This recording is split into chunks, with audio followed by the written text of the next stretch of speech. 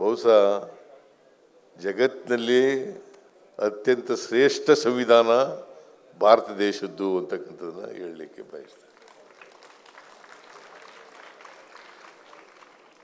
ಅಲ್ಲದೆ ಟಿ ಕೃಷ್ಣಮಾಚಾರಿ ಅವರು ಒಬ್ಬರು ಮೇಧಾವಿನೇ, ಅವರು ಹೊಗಳು ಮಾತಾಡೋಕ್ಕಾಗುತ್ತಾ? ಅವತ್ತು ಮಾತಾಡದಂಥವ್ರಲ್ಲಿ ಎಲ್ಲರೂ ಕೂಡ ಬಾಬಾ ಸಾಹೇಬ್ ಅಂಬೇಡ್ಕರ್ ಅವರನ್ನು ಹೊಗಳ್ತಾರೆ. ಅಂಥ ದೇಶಕ್ಕೆ ಸಂವಿಧಾನನ ಈ ದೇಶಕ್ಕೆ ಕೊಟ್ಟಿದ್ದಾರೆ. ಅದಕ್ಕೆ ಸಂವಿಧಾನ ಎಲ್ರಿಗೂ ಗೊತ್ತಾಗಬೇಕು ಅಲ್ವಾ? ಗೊತ್ತಾಗಬೇಕಾ ಬೇಡ? ಅದಕ್ಕೆ ಅದೇ ಒಬ್ಬ ಎಲ್ಲ ಸಮಾಜ ಕಲ್ಯಾಣ ಸಚಿವರಾದ ಮೇಲೆ ಎಲ್ಲ ಶಾಲಾ ಕಾಲೇಜುಗಳಲ್ಲಿ ಸಂವಿಧಾನದ ಪೀಠಿಕೆಯನ್ನು ಓದಿಸ್ತಕ್ಕಂಥದ್ದು. ನಾನು ತೇಜಸ್ ಚಕ್ರವರ್ತಿ ನಾ ಹೇಳೋದೆಲ್ಲ ಸರಿಯಾಗಿದೆಯೇನೋ? ನಾ ಹೇಳೋದೆಲ್ಲ ಸರಿಯಾಗಿದೆಯಾ? ಸಂವಿಧಾನ ಓದ್ಕೊಂಡಿದೀಯಾ? ಸಂವಿಧಾನನೇ ಅಮ್ಮ ನಾನು ತುಂಬ ಸರ್ಚ್ ಮಾಡಿ ನನಗೆ ಹೇಳ್ಕೊಟ್ಟಿದ್ದೆಲ್ಲ ಅಮ್ಮ. ಅಪ್ಪನೂ ಅಮ್ಮನಿಗೆ ಹೆಲ್ಪ್ ಮಾಡಿದ್ದು ಸರ್. ನಿಮ್ಗ ಸರ್ ನಾನು ಇಬ್ಬರು ತುಂಬ ಡೆಡಿಕೇಶನ್ ಹಾಕಿ ಕಲಿಸಿದ್ರು.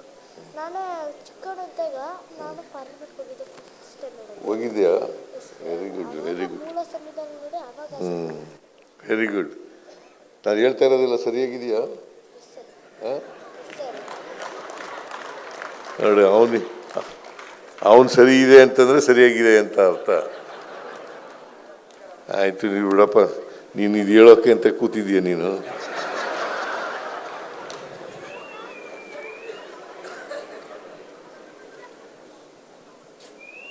ನಮ್ಮ ದೇಶ ಸಂವಿಧಾನ ಇದೆಯಲ್ಲ, ಬಹುಶಃ ಇಷ್ಟೊಂದು ತಿದ್ದುಪಡಿ ಆಗಿರೋದು ಬೇರೆ ಜಗತ್ತಿನ ಯಾವ ಸಂವಿಧಾನನೂ ಆಗಿಲ್ಲ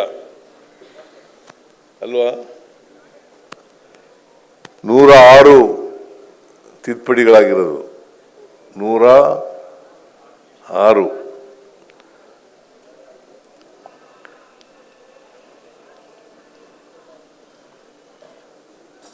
ಈಗ ಶೆಡ್ಯೂಲ್ 8 ಇದ್ದು ಈಗ 12 ಆಗಿದ್ದಾವೆ.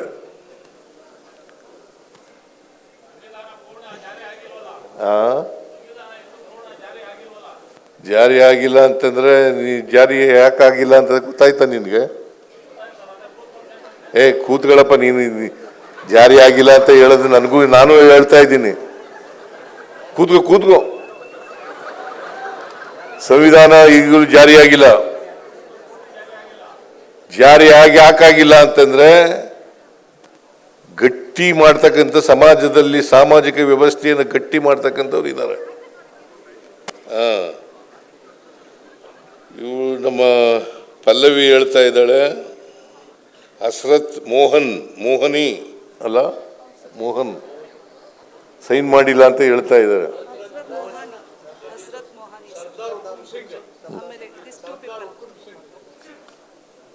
ಓಕೆ, ಅದು ನೋಡೋಣ. ನಾನು ಮರ್ತ್ಬಿಟ್ಟಿದ್ದೀನಿ.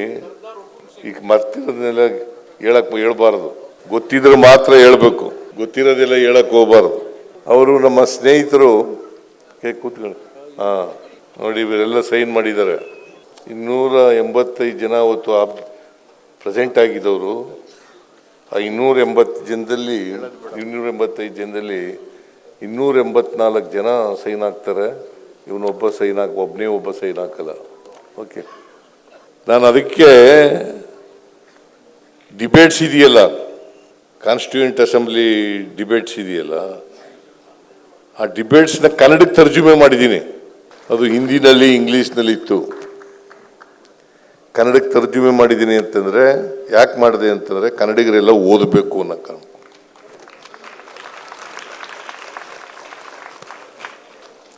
ಕನ್ನಡಿಗರೆಲ್ಲ ಓದಬೇಕು, ವಿದ್ಯಾರ್ಥಿಗಳೆಲ್ಲ ಓದಬೇಕು. ಅಂದರೆ ವಿದ್ಯಾರ್ಥಿಗಳಿಗೆ ಇಂಗ್ಲೀಷ್ ಬರಲ್ಲ ಅಂತಲ್ಲ, ಇಂಗ್ಲೀಷ್ ಬರ್ತದೆ. ಆದರೆ ಕನ್ನಡದಲ್ಲಿ ಓದಿದ್ರೆ ನಿಮಗೆ ಜ್ಞಾಪಕ ಶಕ್ತಿ ಜಾಸ್ತಿ ಇರ್ತದೆ. ಮಾತೃಭಾಷೆಯಲ್ಲಿ ಓದ್ಕೊಂಡ್ರೆ ಜ್ಞಾಪಕ ಶಕ್ತಿ ಜಾಸ್ತಿ ಇರ್ತದೆ ಅಲ್ವಾ?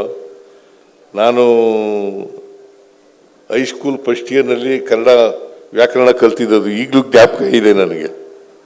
ಹೈಸ್ಕೂಲ್ ಫಸ್ಟ್ ಇಯರ್ನಲ್ಲಿ 8th ಸ್ಟ್ಯಾಂಡರ್ಡ್ನಲ್ಲಿ ಕನ್ನಡ ಕನ್ನಡ ವ್ಯಾಕರಣ ಕಲ್ತದ್ದು ಈಗಲೂ ಜ್ಞಾಪಕದಲ್ಲಿ ಇಟ್ಕೊಂಡಿದ್ದೀನಿ. ಹೈಸ್ಕೂಲ್ವರೆಗೆ ಮಾತ್ರ ಮೇಷ್ಟ್ರುಗಳೆಲ್ಲ ಜ್ಞಾಪಕ ಇರೋದು, ಆಮೇಲೆ ಮರ್ತೋಗ್ಬಿಡ್ತದೆ ಎಲ್ಲ. ಸೊ ಎನಿವೇ, ಸಂವಿಧಾನ ಇದೆಯಲ್ಲ, ಅಸಮಾನತೆ ನೋಡಪ್ಪ, ಅಸಮಾನತೆ ಹೋಗ್ಬೇಕಲ್ಲ. ಸಂವಿಧಾನ ಯಾವಾಗ ಜಾರಿ ಬರ್ತದೆ ಅಂತಂದ್ರೆ ಅಸಮಾನತೆ ಹೋದಾಗ. ಜಾತಿ ವ್ಯವಸ್ಥೆ ಯಾವಾಗ ಹೋಗ್ತದೆ ಅಂತಂದ್ರೆ ಅಸಮಾನತೆ ಹೋದಾಗ. ಗೊತ್ತಾಯ್ತಾ? ಆರ್ಥಿಕ ಸಾಮಾಜಿಕ ಶಕ್ತಿ ಬಂದಾಗ ಸಾಧ್ಯ ಆಯ್ತದೆ.